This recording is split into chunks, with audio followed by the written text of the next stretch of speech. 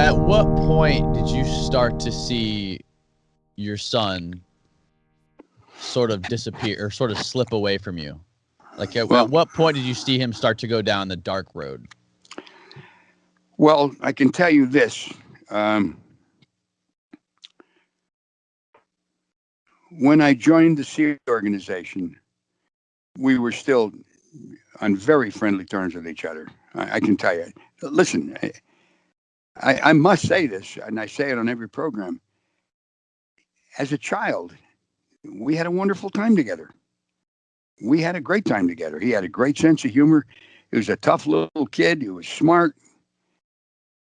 He turned from Dr. Jekyll into Mr. Hyde. And as far as I'm concerned, yeah, maybe he had that built into his DNA to do that. Although there are times when I wonder, maybe a lot of us have things that are there. If they're nurtured, they'll come out, but we don't do them.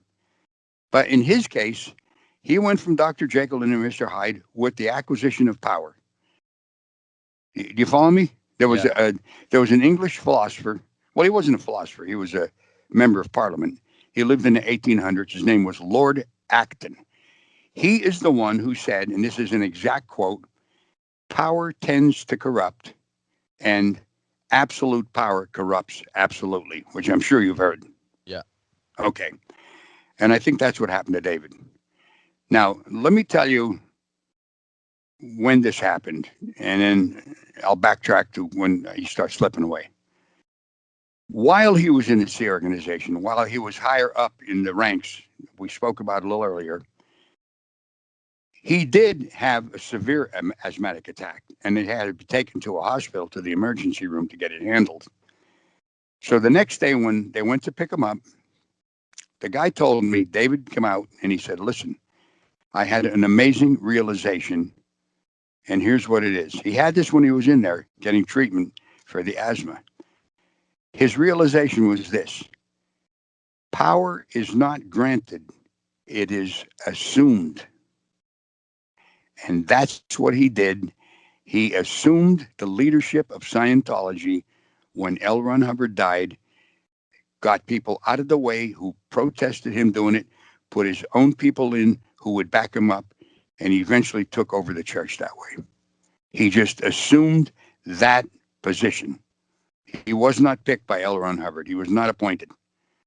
L. Ron Hubbard didn't appoint anybody to succeed him. When he died, he died. That was the end of it. He didn't have a will or anything? He left a will for the money. But as Okay. far as, like if you're in a position of power, like if you were a king and you wanted a certain son to be the next king, you'd say, okay, I want this son to be my king. That would be your bequest. Yeah, you would think a guy like him would have some sort of a plan after he dies of who would run Scientology. Well, you would think that, but it didn't happen. All right. And I agree with you. But now let's get back to the question: when did I see him slipping away? Right.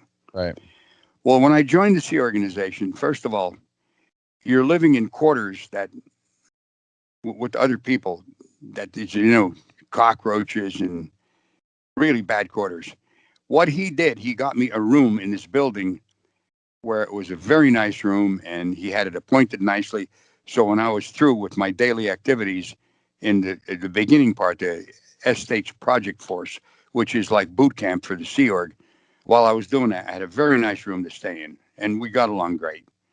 And now I go to Golden Era Productions, and since I'm a musician, um, I go right into the music department. And the studio is a fabulous looking place. As a matter of fact, I tell you, when I first got in, the first thing I did was I did an album with Edgar Winter. Does that name ring a bell to you or no? Yeah, I've heard the name. Edgar Winter, he was a rock and roll star of the 70s, okay? The song Frankenstein, you remember? Da da ba ba ba da da da da da ba ba ba da. You remember that? Oh yeah. You might remember that. That Yep. was his, and he was a brilliant musician. I did an album with him. That's the first thing I did. I mean, you talk about like a pig in shit. I was really happy. I mean, Right. I worked hard, but I'm working with him. I'm playing on the album. I did all the trumpet work on it. I did solos on it. And one day I come out of the studio, and David was about 30 yards to my left.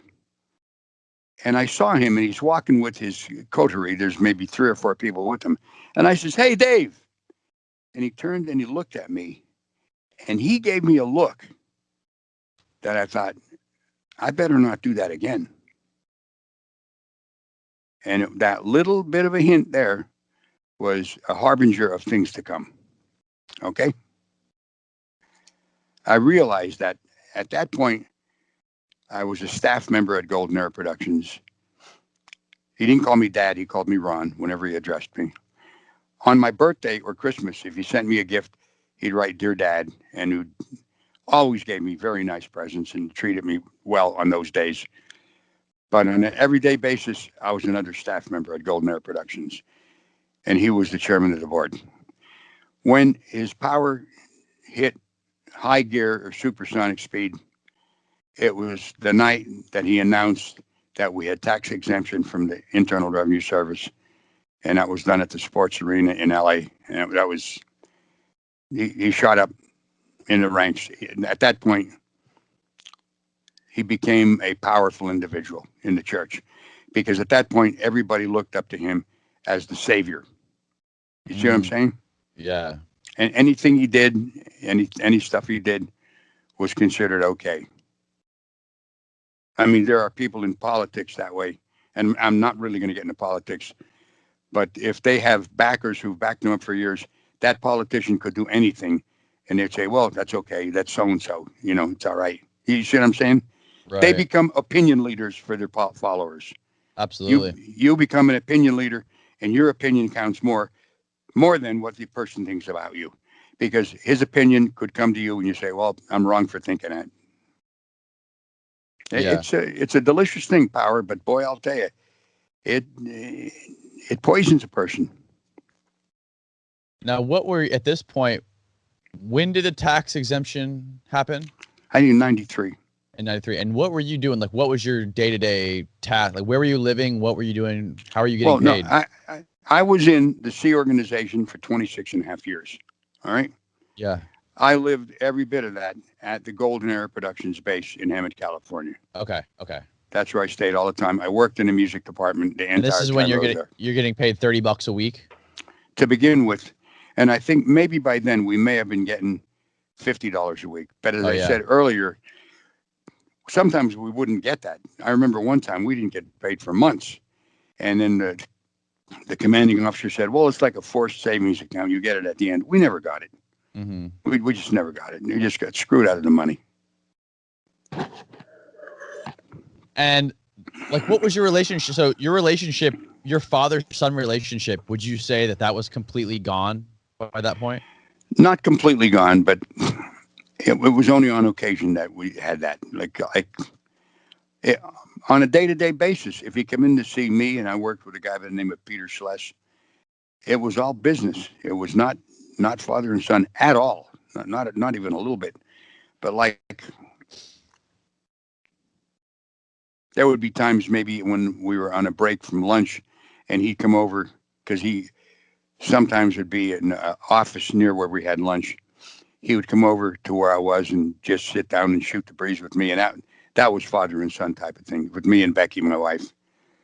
But it become fewer and fewer, and I'll tell you truthfully, what I longed for anything more than presence or anything was that he would communicate with me more. Sometimes he'd come to the base and be there for 2 or 3 weeks. He wouldn't even call me. Yeah. You know, just to say hello, Dad. And that was how it was. Yeah, that's sad, man. Yeah, it is. And look, I'll tell you what else is sad. Look, my daughter Denise, my daughter Lori. Are they still in Scientology? Absolutely. Their children, they're all in. Their children have children. I've never met those grandchildren. The only ones I'm in communication with is my son, Ronnie, who, by the way, had celebrated a birthday today. I played happy birthday for him on the piano I have in this room. Today's whose birthday? My son, Ronnie. And is he in Scientology? No, he left in the 90s. Okay. Yeah, and I'm in communication with him and Jenna, his daughter, which is my granddaughter, and her children. So that's my family right now.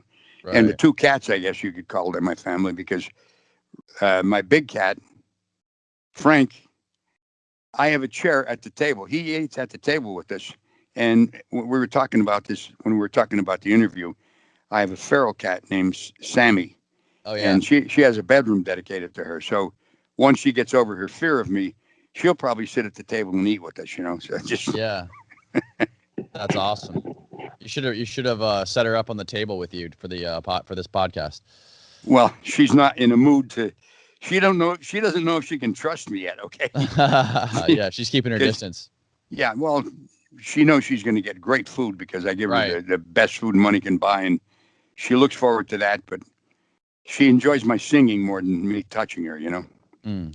Anyway, getting back to this. Yeah. So, at what point did this reach a level, a point of no return? Like, there was a tipping point, right, where you realized, like, we got to get the hell out of here.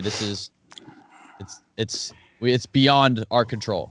Yeah, well, my wife is the eternal optimist. Okay, things were getting bad, like not getting paid. Well, here you live at Golden Air Productions. You're in a compound. There's fence around it with barbed wire pointing out and pointing in. You can't get in your car and go to Walmart and pick up some underwear or shaving cream or a razor or something. You just can't leave the base willy-nilly. You're sequestered there. You can't make a telephone call without somebody being on the extension listening to what you're saying and then writing a report on what you talked about. You can't receive mail without it being opened by the security guards. And you can't send out a mail in a sealed envelope. You can write a letter. You have to leave it open. Security guards will get it. They'll read it. If there's anything in there that they don't want to be known, they'll send it back and tell you how to correct it and send it out. Mm. So you're living a completely controlled life.